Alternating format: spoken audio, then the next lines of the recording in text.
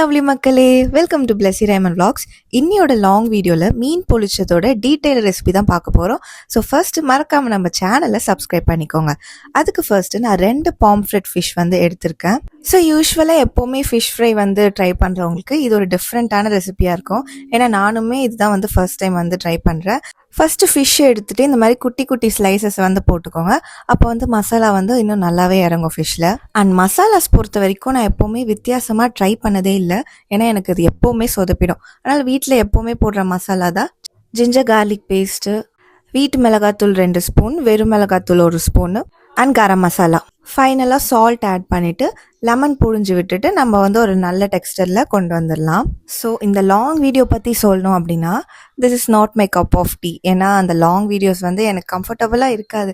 ஏன்னா இவ்வளோ லாங்காக நம்ம என்ன கண்டென்ட் கொடுக்கறது, என்ன எதை பற்றி பேசுறது, ஸோ அதனாலேயே வந்து நான் ரொம்ப நாள் ஸ்கிப் பண்ணிட்டு இருந்தேன். பட் ஆஃப்கோர்ஸ் நம்ம இப்போ ஒரு திங் ஸ்டார்ட் பண்ணிட்டோன்னா அதில் எல்லாமே நம்ம ஹாவ் டு டூ இல்லையா. அதனால் இனிமேல் வந்து உங்களுக்கு ரெகுலராக வீக்லி ஒன்ஸ் வந்து லாங் வீடியோ வரும். I am posting it. So முடிஞ்ச அளவுக்கு சப்போர்ட் பண்ணுங்கள். அண்ட் என்னென்ன கண்டென்ட் பண்ணலான்ட்டு ஒரு ஐடியாவும் கொடுத்தீங்கன்னா ரொம்பவே நல்லாயிருக்கும். So back to recipe. மசாலாலாம் வந்து மேரினேட் பண்ணியாச்சு. ரீசெண்ட் டேஸாக இந்த கேண்டில் வந்து நான் பேக் சைடில் வந்து லைட்னிங் பண்ணுறேன். அது வந்து ரொம்பவே நல்லா இருக்குது. வீடியோக்கு ஒரு காம் ஃபீல் கொடுக்குது. சரி, இப்போ வந்து நம்ம ஃபிஷ்ஷை வந்து ஃப்ரை பண்ணிடலாம். இது வந்து ஒரு அத்தன்டிக்கான கேரளா ஸ்டைல் டிஷ்னால கோகோனட் ஆயில் தான் யூஸ் பண்ணுவாங்க.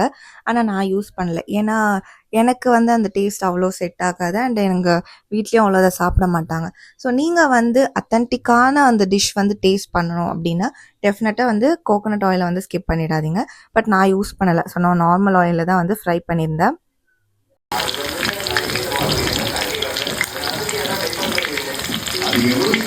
ஃப்ரை பண்ணி எடுத்திங்கன்னா சூப்பரான ஃபிஷ் ஃப்ரை வந்து ரெடி ஆகிடும்.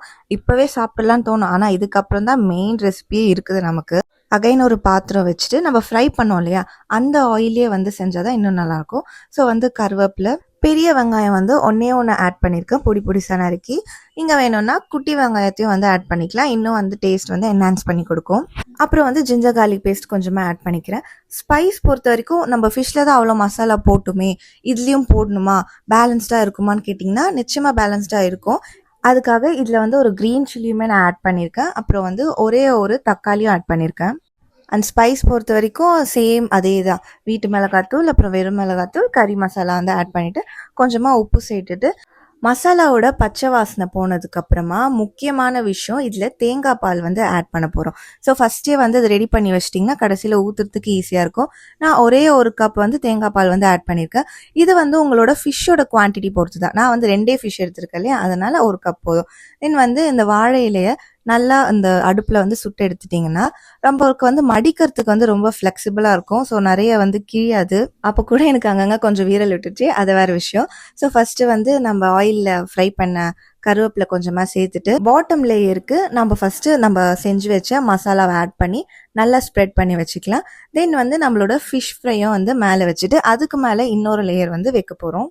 முடிஞ்ச அளவுக்கு நிறைய மசாலா வந்து போட்டிங்கன்னா டேஸ்ட் வந்து இன்னும் செம்மையாக இருக்கும். அண்ட் முக்கியமாக எல்லா இடத்துலையும் வந்து கவர் பண்ண பாருங்கள்.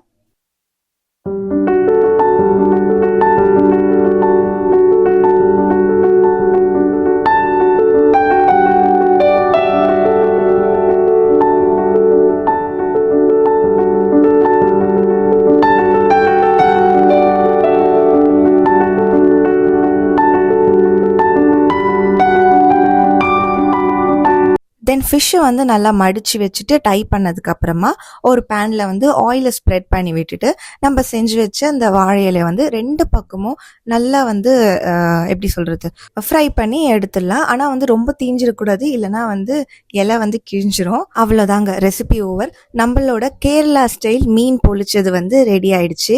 டேஸ்ட் வந்து பார்த்திங்கன்னா செம்மையாக இருந்துச்சு. முக்கியமாக ரைஸோட உங்களுக்கு வந்து குழம்பே தேவையில்லை, இதை வச்சு சாப்பிட்டிங்கனாலே அவ்வளோ டேஸ்ட்டாக இருந்துச்சு. ஸோ இந்த மாதிரி ரெசிபீஸ்க்கு மறக்காமல் நம்ம சேனலை சப்ஸ்கிரைப் பண்ணிக்கோங்க. இந்த வீடியோ பிடிச்சிருந்தா லைக்கும் பண்ணிவிட்டு உங்கள் ஃப்ரெண்ட்ஸ்க்கும் வந்து ஷேர் பண்ணிவிடுங்க.